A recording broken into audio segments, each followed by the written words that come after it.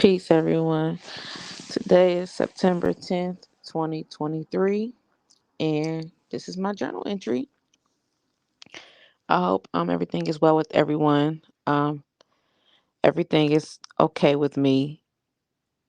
I think I want to take a quick moment and just reintroduce myself and the reason why I started this podcast here, which there's a myriad of reasons, but I'm just going to give a few. My name is Jasmine. Um, I am a mother of five, a grandmother of two, and I work as a registered nurse at a very busy retirement community. And um, I also practice as a psychic medium. I've been practicing as a psychic medium for the past 7 or 8 years now. The reason why I started this platform was because I was going through this healing journey. A lot of old, you know, a lot of old traumatic things started coming to the surface. Stuff that happened when I was a kid, stuff that happened in old relationships. So instead of suppressing like I would usually do and pretend like nothing's wrong, I decided to kind of deal with my challenges face on. I signed up for therapy to talk about it, started reading books, prayer, meditation, different spiritual practices, and just speaking about my trauma and the things that bother me a lot more openly versus keeping it on the inside. And this just became a safe space for me to speak openly about who I am, because though I am a spiritual being who does a lot of spiritual work, I still have my human moments. I still make mistakes. I still make poor decisions and really good decisions at the same time, and I've always wanted to be a relatable individual, a person that other people can relate to. I never wanted to be a person who was above everyone or looked down on people, because I believe that we all have, an equal amount of good and bad characteristics. We all have our things that we're very great at, and the things that we're challenged with, and I'm very open about my challenges. So that was my quick introduction. Now my weekend was amazing. I drove up to see. I can literally. I think I'm off the market. I'm off the market, y'all. So I drove to see my man, my boyfriend. I went to see him, and we went to a few parties, and we had a good time. I haven't partied like that in a long time because I don't typically go out a lot or party. But I think sometimes it's okay to let your hair down. We probably had a few drinks, but we were fine. But then somebody was passing around Jello shots, and I remember his friend was like, "Hey, don't mess with those Jello shots," and I was messing with the Jello shots, and yeah. So I think we danced for like 3 hours straight. I woke up the next morning with a headache, a stomach ache, and the bottom of my toes are numb because I had on heels. So imagine dancing 3 hours straight in heels. I still can't feel my toes. So I'm hoping that I don't lose them or something's wrong. I've been wriggling them and playing with them. They're not discolored. They're not swollen. They just feel like numb and tingly at the bottom of it. I am a nurse, so y'all know I assess myself. Oh, but we had a really great time together. Our next adventure would be this weekend. He's driving down, and we're going to um, a party here where I live at in Cincinnati. And then our next adventure would be September. No, I don't know. I think it's the beginning of October. I gotta look up the dates, but we going to Florida. So lots and lots and lots of fun things to do. I'm just having a good time and enjoying the moment. Besides that, I just been focused on the kids. I got my 7-year-old in an after school program, so she's starting to want to be more adventurous when it comes to playing with her friends. To be 7, she got a lot of friends. And I'm like, when I was 7, I had probably one friend, two. My best friend Tish, who has been on the show several times, and my friend Angel, which I'm gonna have her on soon. She had been on the show too. Oh, by the way, congratulations to my friend Angel. She had a grandbaby over the weekend. Beautiful baby girl. That baby's so pretty. She called me and she was like, "Oh, she's so pretty. She looks just like the dad." They were hoping that the baby looked like the mom, even though the dad's a handsome guy. But my friend Angel has several grandchildren, and all her grandchildren look just like her. I tell you, her genes are strong, but this little one looks like her dad's side of the family. Beautiful baby. So congratulations to her. But my 7-year old, she got like a ton of friends. When I was her, I ain't had no friends. She's just popular, She's that one kid that everybody likes. She got a lot of friends. Um, so next year I'm looking at putting her into like maybe more dance, cause she likes to dance and she sings. She has a beautiful voice. She's talented like my mother. My mother didn't hand me those talents. I was real awkward, clumsy, goofy, book smart, I didn't have a lot of friends. I wasn't popular. I was often picked on. And then, my youngest, she's just a little social butterfly. My oldest son, who's away at college, he was like that in school too. Popular, lots of friends, nice looking kid, and then the kids in the middle, they kind of fall in between, But all my kids are very gifted spiritually, they have some spiritual gifts. Um, and they just have talent. Like they can draw, they're athletic. My kids are very, they're dope. I'm blessed that they chose me as their mother. I could definitely say that. I'm very blessed to have them. We don't always rock like we should, but I'm blessed to have them. I was speaking with a friend over the weekend, and we were talking about attachment. And one thing I've learned, that I've always struggled with attachments, especially when it comes to, love and relationships, including friendships and my children. And I think it's because, growing up, you know, I wasn't abandoned in the sense like, my mother left me or my father left me or anything like that. But I think because I had a mother that struggled with mental illness, like she was depressed, she had bipolar disorder, she had other things going on with her. She didn't have the capacity to support me emotionally. So oftentimes I felt neglected or abandoned emotionally. So that just kind of caused me to attach easily, because it was something that I craved, that, and on top of, the sexual abuse growing up and heartbreaking relationships. I mean, do I need to start adding onto all of the things that kind of, adds to this issue of attachment? So what I have been practicing, over the past few years is, learning how to create a loving environment or create loving relationships without becoming too attached.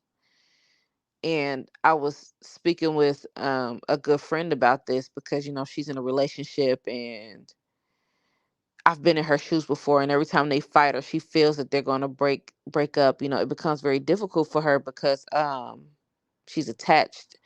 Her level of attachment to this her boyfriend or whoever she's with is unhealthy. And I noticed that it's a pattern with every relationship that she's in. So me and her were just kind of chatting about it, and she made a comment, and she was like, Jasmine, it's easier for you not to attach nowadays because you don't care anymore. And I told her, like, it's not the fact that I don't care. I care very much. I have the capacity to care very deeply. I'm very loving. I'm just one of those type of people. If you need me, I'm there. I got you. And a lot of people take advantage of that. But what I've learned to do was I've learned to give people the freedom to, you know, love me however they know how to love me. And I've given myself the freedom to choose whether I want to participate or not. Now, if I choose not to participate, that doesn't mean that I love you any less as a person, but I'm choosing to put my safety and my well being first. And I may not trust or believe that my safety is in your hands. And that goes for anybody. I think sometimes we create, well, a lot of us do. I still do from time to time. We create, these attachments to things and people and places that are not healthy for us. Whether they're jobs, friendships, shit, food. I have a friend right now who has an unhealthy attachment to food. And I'm like, who in the hell in their 40s argue over leftovers and food? I mean, this person becomes extremely emotional over food. So that just tells me that there's an unhealthy attachment to food. Hell, I have an unhealthy attachment to coffee. If I don't have coffee in the morning, I have an attitude. So I'm not judging, but everybody's got their unhealthy attachment. And my unhealthy attachments tend to show up in relationships.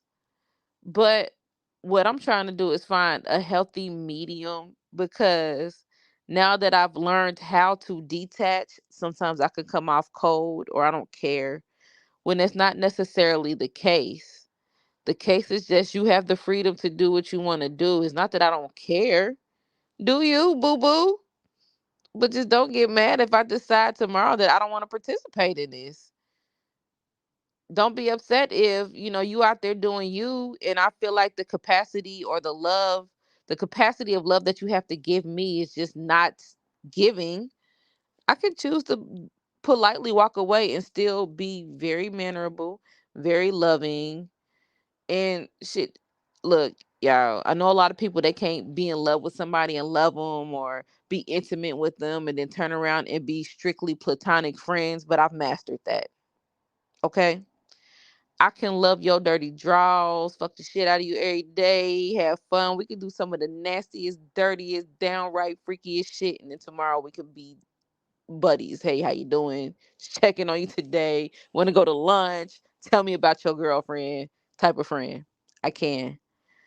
Um, I think, and this is not always a good thing, but I think for me, even though I tend to attach to people sexually, I've always been detached, and I think it's a result of sexual trauma. I just being intimate with somebody, it's never what got me. Like some people, they'll like you, and once you have sex, they like hooked or they attached. That's just never been the type of person that I was. I can detach easily. Shit, I could detach right in the middle of the act. I'll check out. So that is something.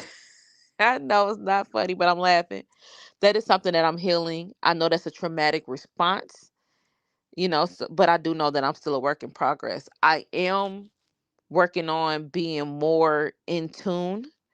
I am working on being more present in my relationships, and listening, and hearing, and just being more supportive, cuz though I am supportive like materialistically, if you need me emotionally, I'm not always that supportive. I'm not going to lie to you. Like if I'm going through a lot emotionally, I'm not I, you ain't you can call me and talk to me on the phone every day, and I'm probably not going to be that emotionally supportive. But in this current relationship, it kind of forces me to be, and I am taking head on this opportunity for learning, because it's weird, though he is an Aries, very fiery, he's very emotionally expressive, and he likes to have those talks. So, I've never really dated a man who was actually interested. Well, I dated one before, but I've never dated or dealt with a man who was actually interested in how I feel emotionally, except for another person. And it's funny because that person was a Pisces, and my man, he has a moon in Pisces. But he's very he's very in tune with discussing his emotions, and he's still able to be a strong masculine individual, but we can have those talks. And sometimes for me, and he know it, but he don't. But these talks can be uncomfortable because I'm not used to people actually caring about how I feel. But he does. So we talk a lot in person. Because I tell you, he don't talk over the damn phone. Getting him to talk over the phone is like pulling teeth. We text all day, every day. We text. He'll call me once or twice a day just to hear my voice, so I can hear his voice. So there's always an exchange going on, but we do the most talking when we're in person. With me, I could talk at any time. So, but I'm learning to um, not be emotionally withdrawn, if that makes any sense. And it's a challenge for me in this connection, but I'm taking advantage um of this challenge because that's a part of me that I would like to heal. I believe that everyone that we date presents a chance to grow and to heal. And a lot of his strengths are my weaknesses. Like he's very, organized. He's military. He was in military, so he's very organized. I'm not. He's very good at expressing his needs and wants emotionally. I'm not. You know what I mean? Um, and then I have a lot of strengths that I think would complement some of his weaknesses. So I think, as a pair, we'll be great. I tend to be more introverted. He's very extroverted, so he knows how to bring that side out of me. I always tell people I'm an extroverted introvert. Like, I could go out there and I could people and talk to people, but I'd rather be by myself. He is the life of the party. Okay, he's gonna dance all night. Everybody's gonna love him. He's gonna bring the drinks. He's gonna bring the food. He gonna rock out. And me, I'm just kind of like, no. But I'll go to be, emotionally supportive. So we kind of balance each other out, which is great. You know, and we want to do a lot of the same things, which is travel, go. And he's very great with kids. I think he's better with kids than I am. But that's a conversation for another day. Yeah, I'm still a work in progress. Okay. Um, I had my grandsons a few weeks ago. My little one spent the night, and I swear, he's 4 months old. Well, he'll be 5 months old in a few days, and he was up from 1 a.m. to 4 a.m. And when I say he was up, he was talking. And if I even looked like I was closing my eyes to doze off, he slapped the shit out of me. And I said, "What did you doing?" And he like, you know what babies do. And I'm like, bruh. But I did enjoy myself with him. He was fun. I plan to get him again. Not next weekend. I usually go stop over her house to see him throughout the week, but I'm gonna keep him over the weekend again, the weekend of the 22nd, so I could grandma some more with my boys. They're such cute little boys, but I have really been working on being more present in my relationships, with my friendships, and emotionally supportive and present with my friendships, my now current relationship, my children, being showing up more for them. Um, I think I'm done with shutting myself off because that's what I tend to do. I tend to shut off. And even though I'm there present physically, mentally, and emotionally, I'll be somewhere else. But I'm learning how to be completely present, mind, body, and spirit. And that's what I've been working on lately.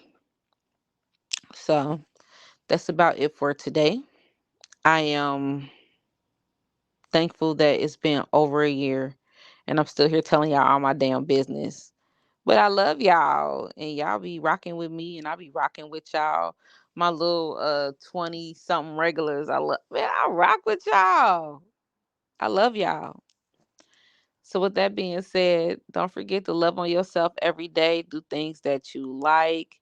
Heal yourself. That is a part of love. I just joined this Sacred Women group and I ordered the Sacred Women book by Queen Afua and I got the journal and I think we start September 23rd, but we're gonna start, journaling daily and doing some healing. I've read the book before, but I'm gonna do it with a small group of women, so I'm excited to do that. I think I'm getting ready to start my attunements again. She put a post on Facebook saying we're getting ready to start. I think you guys were with me last year when I did the attunements of higher consciousness. Baby, those babies are they're powerful, so I'll be doing those. Just a lot of work. Um, my therapist graduated me, so I don't have to go every week anymore. So I'm down to like maybe every 2 weeks, and soon she said I'll probably be monthly, which means I have really been working hard. Yeah, I've been in overdrive trying to heal, so that's a good thing too. Anyhow, you guys enjoy the rest of your week.